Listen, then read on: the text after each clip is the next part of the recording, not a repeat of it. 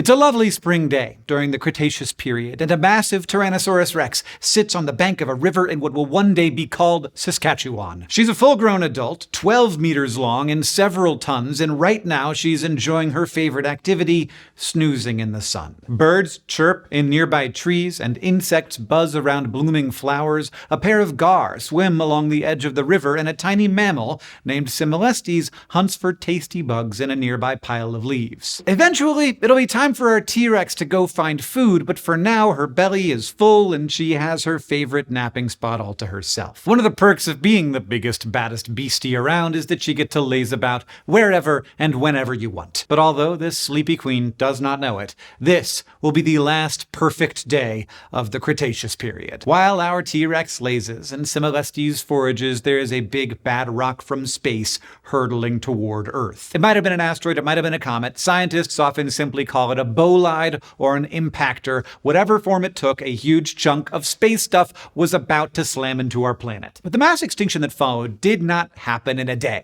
That impact was just the first step in a long and tragic process that brought the age of the dinosaurs to a close. So let's explore what really happened in the hours, years, and millennia after the collision. Our little scene with the T-Rex might seem totally hypothetical, but we actually have a lot of fossil evidence to help us reconstruct what was going on that day. Throughout this video, we will introduce you to several dinosaurs and other species that we know experienced the catastrophe, and the geological record tells us even more. We have pretty strong clues, for example, that this event actually happened in the spring. We think we know the time of year, but more on that later. It's worth noting that paleontologists and geologists didn't know what killed off the dinosaurs for the entire first century that we knew what dinosaurs were. Researchers could tell that something big happened at the end of the Cretaceous period. All over the world, whenever researchers look at the layers dating to that time, they find this thin line of unusual clay. Since that clay layer occurs just before the 3/4 of life on Earth disappeared from the fossil record, they had a suspicion that one might have something to do with the other. But what caused that clay layer to form in the first place was not all that clear. Some scientists hypothesized that massive volcanic eruptions were to blame, and to this day, you will see people make the association between dinosaurs and volcanoes in artwork. But the volcano idea wasn't the only one out there. Other researchers suspected a global drought, which will sound familiar if you've seen Disney's Fantasia. It wasn't until the 1980s that scientists managed to get a much closer look at that layer of clay that marks the end of the Cretaceous. Within that sediment, they found the telltale signs of an extraterrestrial collision. The clay contained iridium, an element that is rare on our planet but is commonly found in asteroids. The clay was also full of microscopic glass spheres, which formed when droplets of molten rock cooled while they soared through the air. There were also lots of shocked minerals, which are minerals that have been deformed by intense heat and pressure. These kinds of minerals are found in asteroid impact craters and today in nuclear testing sites. So with all of this evidence, researchers have said goodbye to both the volcanic and drought hypotheses for this mass extinction. Although, put a pin in the volcano thing, geologists soon realized that the signs of this impact could be found all over the world, but they were most intense around Central America. Following the trail of debris, they eventually found the crater. Located in the Yucatan Peninsula of Mexico, the Chicxulub crater is roughly 200 kilometers wide, and it is the best preserved large impact crater on Earth. And yet, you cannot see it from the surface. The crater is buried beneath hundreds of meters of sediment that has built up over time. Scientists were only able to study the crater using seismic imaging techniques and by drilling up samples from deep underground. All of this happened during my lifetime, by the way. We didn't know this when I was born, which makes me feel both excited about how science works and old. By gathering data from the crater and comparing it with observations of asteroid strikes elsewhere in the solar system, researchers could finally put together the story of how the Cretaceous ended. 66 million years ago, the Earth was struck by a space rock more than 10 kilometers wide. For comparison, that is bigger than Mount Everest. It blasted a hole in the ground the size of Maryland and kicked off one of the worst mass extinctions in Earth history. In a muggy floodplain in what is now Brazil, the still water is so full of vegetation that you could easily miss the pair of eyes peeking just above the surface. The eyes belong to Pepisuchus, and while he's not technically a crocodile, he's a close cousin to modern crocs, and the family resemblance is strong. A small, stripy pipe snake is slithering across a floating chunk of wood nearby, and Pepisuchus is mulling over whether it's worth the trouble to snap it up. It wouldn't be as satisfying as a big fish or turtle, but a little snack might be nice. But before he can make that decision, the croc's attention is diverted by a new arrival. From the nearby trees, there emerges a reptilian head, followed by neck, and more neck, and finally an enormous body, a titanosaur, Ostroposeidon, 25 meters long, and one of the largest land animals in Earth's history. Luckily for Pepisuchus, this gigantic dinosaur is a plant eater, and has merely come to the water to drink. But it's also not the most perceptive of animals, and since Pepisuchus's entire head could easily be crushed beneath one of its feet, the Pepisuchus decides it's best to move along. He slips quietly under the water and therefore misses out on a once-in-a-lifetime sight, a burst of blinding light that fills the entire northern horizon. The apocalypse has begun. Asteroids that hit the Earth typically travel around 20 kilometers per second, which is like really fast. If there had been airplanes back then, the Chicxulub impactor could have passed one at cruising altitude and then hit the ground only half a second later. An asteroid or comet hitting the Earth isn't like a baseball landing in the dirt. That much mass striking with that much speed created an immediate, gigantic explosion. And for Chicxulub, that meant a few trillion tons of space rock slamming into our planet at lightning speed. The blast instantly destroyed the impactor itself and decimated the ground for 100 kilometers in all directions, leaving a 30-kilometer deep crater in its wake. Any living thing in the vicinity would have been obliterated in the blink of an eye. And while that sounds awful, it might be preferable to what happened to everything else that wasn't wiped out. Scientific simulations of the impact reveal what happened next. The explosion created a heat pulse that started at several thousand degrees, which expanded outward for thousands of kilometers as far as the Canadian and Brazilian borders, toasting everything in its path. Right after that came a shockwave powerful enough to flatten trees and knock even the largest dinosaurs off their feet. And then came the debris.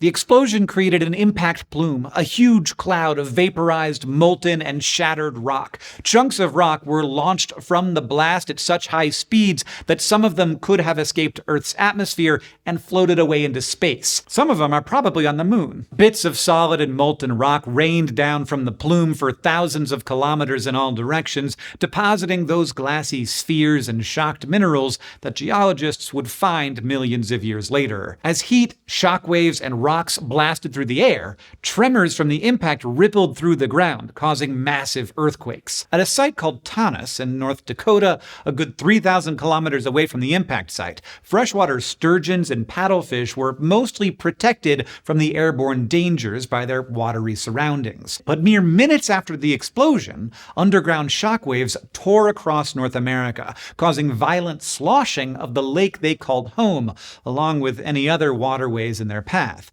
The shockwaves churned up the mud, burying the fish in an instant, all while more bits of molten rock fell from the sky. Millions of years later, human paleontologists would discover the chaotic piles of these fossilized fish and find glassy spheres inside their gills, which they interpret to mean that these fish died breathing the debris as it filtered through the water. Those same fish fossils also give us a clue to the timing of this event. Detailed examination of their bones has found that they seem to have died near the beginning of their growing season, which suggests that they died during spring in the northern hemisphere. And if they died so close to the actual impact itself, that would mean the asteroid landed in the spring as well. Just like these ill-fated fish, every living thing for thousands of kilometers around would have heard, felt, or seen some evidence of the Chicxulub event, and many did not live to tell about it. But the impact plume didn't just spread outward, it also spread upward. upward.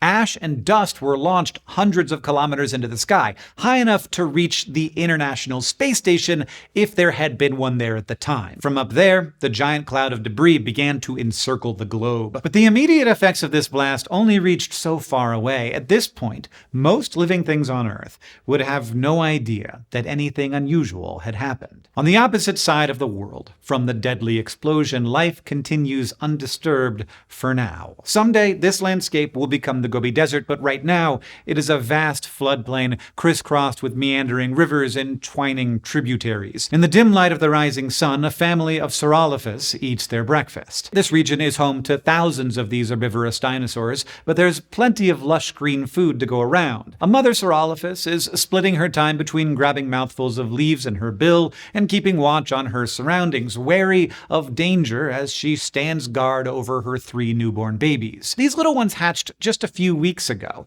Eventually, they'll grow into multi-ton adults, but if they're gonna put on all that weight, they'll have to master the ability to find and consume massive quantities of vegetation every day. So far, their dining skills are a work in progress. Their breakfast is a messy struggle with many frustrated squeaks and the awkward clacking of tiny beaks. For this Saurolophus family, it's a peaceful morning, but by lunchtime, something is off.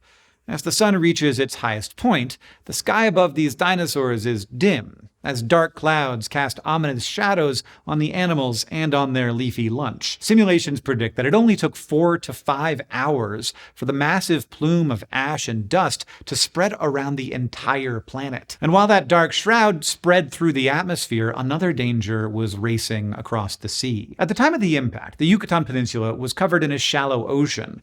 Between the initial blast and the resulting landslides and earthquakes, a lot of water was displaced, and that displacement swept through the ocean in the form of massive tsunamis. Models predict that the tsunami waves in the Gulf of Mexico were over 100 meters high, tall enough to drown the Statue of Liberty. As the waves spread outward from the Americas, they reached coastlines all over the world, starting with the North Atlantic and South Pacific Oceans. In the geologic record at the end of the Cretaceous, coastal sites in these regions feature chaotic deposits of rock and sediment torn up and laid back down by those powerful tsunami waves. But in many places, there are no end Cretaceous sediments at all, since those layers of loose sediment were wiped away by the waves. Within 24 hours of the asteroid impact, the tsunami waves reached New Zealand, 12,000 kilometers across the ocean. Coastlines around the world were scoured by gigantic waves, and the entire globe was shrouded in a dark cloud of dust. But even as the immediate dangers faded, destruction continued. Thanks to the initial heat pulse and the burning debris falling from the sky, the impact ignited massive wildfires, leaving behind layers of soot in the geological record. These might have continued burning for months, putting extra pressure on ecosystems that already had to suffer through the more direct side effects of the catastrophe. But this is not the only reason things got hotter. Remember how I said to put a pin in the volcanoes thing? Well, some simulations of this entire event suggest that the tremors from the impact could even have caused dormant volcanoes to erupt. Although, to be clear, there is not currently any direct evidence for this. But it does mean that we don't have to throw away every piece of dino art with a volcano in the background. So it was a rough year. But it wasn't entirely apocalyptic everywhere. The raining debris, the wildfires, the tsunamis, these are devastating disasters, but they also have limited range. Deadly debris only spreads so far out from the impact site. Wildfires only burn through certain flammable habitats, and tsunamis are only a problem near the shore, and not even all the shorelines. Places like the Tethys Sea in Europe were mostly safe, so there would have been some habitats that were sheltered from these effects. Most animals in far-off environments or in underground or underwater habitats probably avoided the worst of it. Some creatures might not even know anything happened until much later. Nestled beneath the soil in what is now Patagonia, a small mammal named Grobertherium curls up in a burrow. Springtime in the northern hemisphere means winter is fast approaching for the southern hemisphere, and this little fuzzball is getting ready for a long winter nap. Tucked snugly underground, Grobertherium is completely protected from the wildfires and debris raining down from above. But when our Grobertherium friend awakens several months later, the catastrophe will be far from over. Things would only get worse in the coming years of cold and darkness. But before we get into that, a quick break. Thanks to Brilliant for supporting this SciShow video. Brilliant has supported SciShow for years because, just like us, they're all about science, learning, and making it all accessible. We all know cramming a bunch of formulas into your head doesn't lead to lifelong knowledge. So Brilliant lets you play around with concepts until they make sense. Whether you're 10 or 110, you can learn with Brilliant. Like in their course on coordinate geometry that shows you how to derive Pythagoras' theorem from the coordinates and areas of shapes. To learn for free with Brilliant for a full 30 days, go to brilliant.org/scishow, scan the QR code on screen, or click on the link in the description. They're also giving you unlimited daily access to everything on Brilliant with 20% off an annual premium subscription. Before the asteroid hit, the surface of the Yucatan Peninsula was covered in thick layers of evaporite rock, which included large amounts of a mineral called anhydrite, a form of calcium sulfate. And once that asteroid struck down, all of those sulfate minerals were vaporized into sulfate dust, which became part of the cloud that quickly spread throughout the atmosphere. The cloud of sulfate dust and wildfire ash shielded the entire planet from the sun's rays, meaning the Earth's surface received less light and heat from the sun. Using climate models combined with fossil evidence of changes in plant and plankton communities, scientists estimate that global temperatures dropped at least 15 to 20 degrees Celsius in the years following the impact. That means, in many places, summer felt more like the beginning of winter, and winter felt even worse. And then there was the darkness. Some models predict that the dust and soot in the air blocked so much sunlight that for more than a year, plants couldn't even photosynthesize. With the combined loss of heat and sunlight, photosynthesizing plants and plankton froze and starved. Without them around, the herbivores ran out of food too, and as the herbivores died off, the carnivores starved next. The wildfires, tsunamis, and deadly debris definitely caused a lot of damage, disturbing or even destroying many habitats. Under more normal conditions, ecosystems are usually pretty good at bouncing back after short-lived disasters. But the cold and darkness of this impact winter was a different story. These harsh conditions cracked the foundations of ecosystems all over the world, plunging the planet into a global food crisis. Using climate models, scientists estimate that this impact winter lasted at least a decade. It's been several years since the impact, and the vast floodplains of Central Asia are a lot less green than they used to be. The lush vegetation has been reduced to sparse patches of plants eking out an existence in the dark and cold. Plodding across this barren landscape is a single Saurolophus, one of the awkward babies we met before, now all grown up. Other than the first few weeks when she knew sunshine, she has lived her entire life in this dark world. Every meal she has eaten has been a lucky break, and lack of food has meant that she never grew quite as big as her mother had been. But despite the odds, she grew up, found a mate, and even had her own offspring. But only one of those babies is still with her, trotting along at her feet, announcing his hunger with little squeaks. As they make their way toward the next anemic patch of shrubs, she holds her head high, scanning the landscape for danger just as her mother once did. She hasn't seen a large predator around for quite some time. There just isn't enough food to keep them here. Slow-growing plants suffered immensely during the impact winter. Entire forests were wiped out, the trees unable to sustain themselves with so little light. The lack of food at this time was one of the main drivers of extinction. Animals that were either strict herbivores or carnivores had the worst time, especially large-bodied species that needed lots of nourishment. If you only have a small selection of things you can eat, that limits your odds of finding food when times are lean. And the bigger your body, the more calories it takes to fuel it. So the largest animals were most at risk. Not only were ecosystems starved of food, they were poisoned too. That sulfur-rich dust would have reacted with the atmospheric gases to create sulfuric acids, which fell to the earth as acid rain. Years of acidic precipitation would have disrupted the chemistry of soils and water on the planet's surface. It got so bad that at some fossil sites, the remains of shelled animals like snails and clams are completely missing from the fossil record. This might be a sign that acidic soils had completely dissolved their shells before they could even fossilize, or worse, that the acidic water prevented them from forming shells in the first place. One marine group group that got hit hard were the coccolithophores, a group of algae that were some of the most important photosynthesizers of the Cretaceous seas. More than 90% of these tiny organisms went extinct in the aftermath of the asteroid impact. Those that survived were the ones who were able to supplement their diet of sunlight by devouring other microbes. But not all species or habitats suffered quite as badly. There's evidence to suggest that the polar ecosystems had better survival rates, probably because these regions naturally experienced seasons of intense cold and darkness, so the local plants and animals were better adapted to deal with the harsh conditions of the impact winter. Likewise, river and lake ecosystems also had better survival rates, probably because freshwater food webs receive nutrients from organic debris and dead stuff that washes into the water from surrounding habitats. Whether through adaptation or sheer luck, some species managed to survive even in this post-apocalyptic world. A small stream in what is now Patagonia is clogged with debris. Many years ago, a sleepy Grobertherium slept beneath this soil. Now, one of his close cousins wades through the water searching for scraps. This one is called Regitherium, and right now it looks like a waterlogged rat-wombat hybrid poking his nose into piles of decaying vegetation. His relatively small size means he doesn't need much food to get by, and he's not a very picky eater. Lucky for him, everything he likes to eat is just as hardy as he is.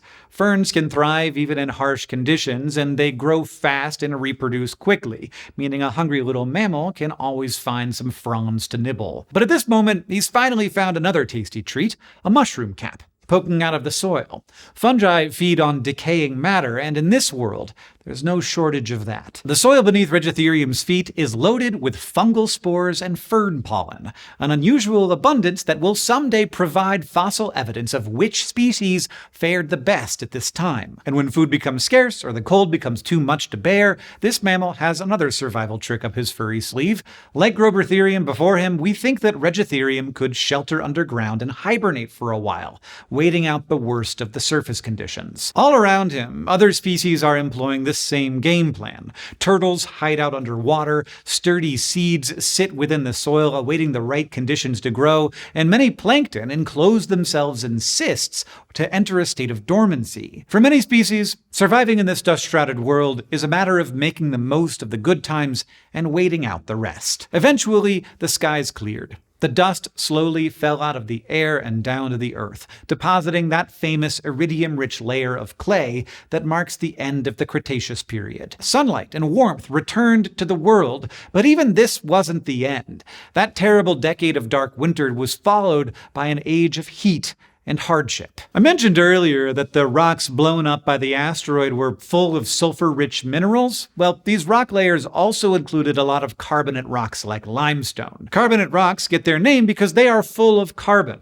and when these rocks were vaporized in the blast, they released lots and lots of carbon dioxide. Climate models confirm that carbon dioxide lingers in the atmosphere a lot longer than soot and sulfate dust. And whereas that soot and dust reflected sunlight, carbon dioxide traps heat in the atmosphere. So even after all the dark clouds cleared, all that carbon dioxide lingered, and that brief period of global cooling was followed by a much longer period of global warming. Scientific simulations estimate that the asteroid impact dumped around 1.5 trillion tons of carbon dioxide into the atmosphere. And what that does to a planet, it's just hard to wrap your brain around. But one of the ways researchers have tried to study all of these impacts is through fossil plankton. Many plankton species construct these tiny shells, and their chemical structure can vary based on the temperature of their environment. Examining these plankton in the fossil record, paleontologists have found evidence that all that atmospheric carbon swung the global temperatures as much as 2 degrees Celsius warmer than they had been before the asteroid impact. Which might not sound like much, but that kind of swing can have huge, massive global effect. So let's not do that. Carbon dioxide in the atmosphere also seeps into the oceans, creating acidic water conditions. The chemistry of fossil plankton also provides evidence for a slight drop in the pH of ocean water, that is to say, the acidification of the ocean. Just as modern-day ocean acidification interferes with the formation of shells and skeletons of marine animals, the acidic oceans of the post-impact world would have been deadly for spiral-shelled ammonites, torpedo-shaped belemnites, reef-building corals, and other ancient aquatic life. These warmer conditions lasted for tens of thousands of years. Entire species evolved, adapted, and vanished again in the passing decades. The first real strides toward recovery had begun. On a bright, warm night in what is now Saskatchewan, the moon shines down on a massive skull sitting on a riverbank. Thousands of years ago, this skull belonged to a tyrannosaur, a once unbeatable predator. Those bones might have become fossils someday had the flowing water of the river not washed the soil away and returned the bones to the surface. Eventually, the sunlight and the wind will reduce these bones to dust. A tiny furry face pokes around the weathered jaws. It's another Similestes, digging around the skull to find yummy bugs that might be sheltering there. Long ago, tyrannosaurs were the biggest carnivores in the land, but today, little mammals like Similestes do most of the hunting, coming out at night to avoid the heat of the sun. Nearby is a young broadleaf tree, part of a sparse forest that is slowly reclaiming the habitat near the river. The leaves rustle at the passage of another small mammal called Purgatorius. Purgatorius has flexible hands and a long tail that let it scamper quickly through the branches of the trees. It's on the hunt for the freshest leaves and, if it is lucky, a juicy caterpillar. This was the state of the world as the Cretaceous period ended and the Paleogene period began. Ecosystems all over the globe were in shambles. Plants and plankton were severely diminished, there were no large land animals at all, and the species that persisted had to deal with climbing temperatures and acidic oceans, not to mention food webs that were barely holding together. Slowly, life on Earth began to recover. Plankton communities gradually regained their former diversity. In some parts of the world, especially in northern oceans, this process took hundreds of thousands of years. In other parts of the ocean, recovery was much faster, including, believe it or not, inside the impact crater. Fossils excavated by drilling into the Yucatan Peninsula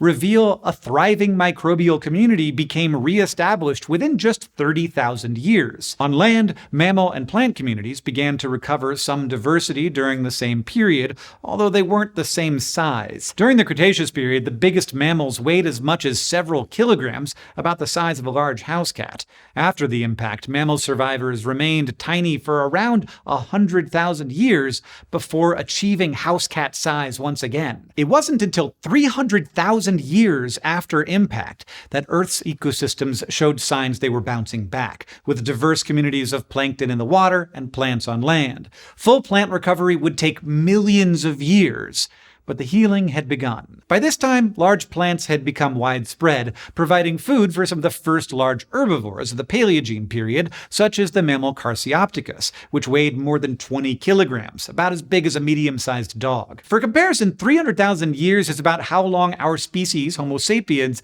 has been around.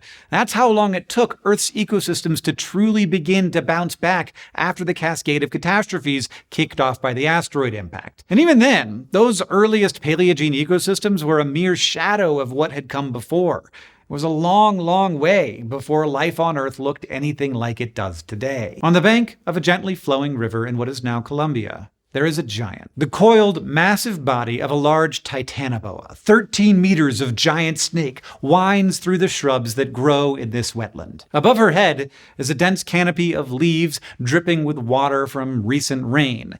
These leaves grow on a diverse assemblage of flowering plants and form the home for an abundance of birds, mammals, insects, and more. The impact, the wildfires, the devastating cold, those events were 5 million years in the past. Now, this ecosystem thrives in one of the world's earliest tropical rainforests. Not far from the behemoth snake, there is a somewhat familiar reptile resting on a floating log. This slender-snouted crocodile-like reptile is called Acherontosuchus. With a total length of about 5 meters, Acherontosuchus is a big reptile, but he's clearly not the biggest one out here. The titanoboa doesn't move as Acherontosuchus lazily drifts by on a current.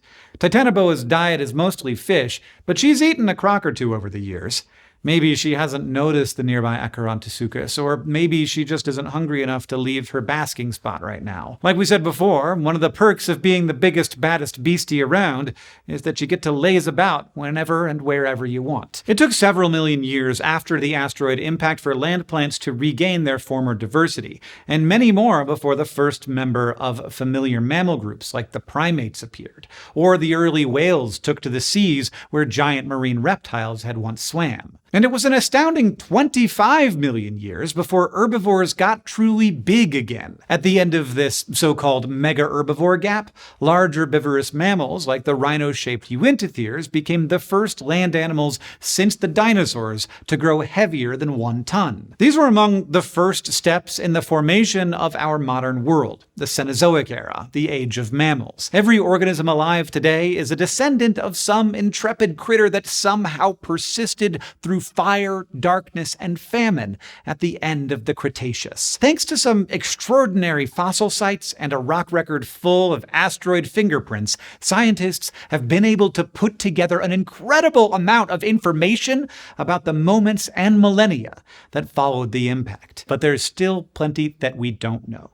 Scientists continue to investigate questions about the exact timing of events or the reasons why some species survived and others didn't. Studying environmental calamities of the past helps us understand how life responds to catastrophe, what factors put which species at risk, and hopefully, how to protect the world around us from disasters of the future. The story of the Cretaceous mass extinction is a tale of tragedy and resilience. It's one of the most terrifying and incredible stories in the history of our planet, and easy to talk about in grand, broad statements. And yet, for the animals alive when it happened, the events unfolded minute by minute, day by day. The millions of years of recovery were felt by living things who did their best to stay living through that chaos. They remind us that even after disaster, life goes on.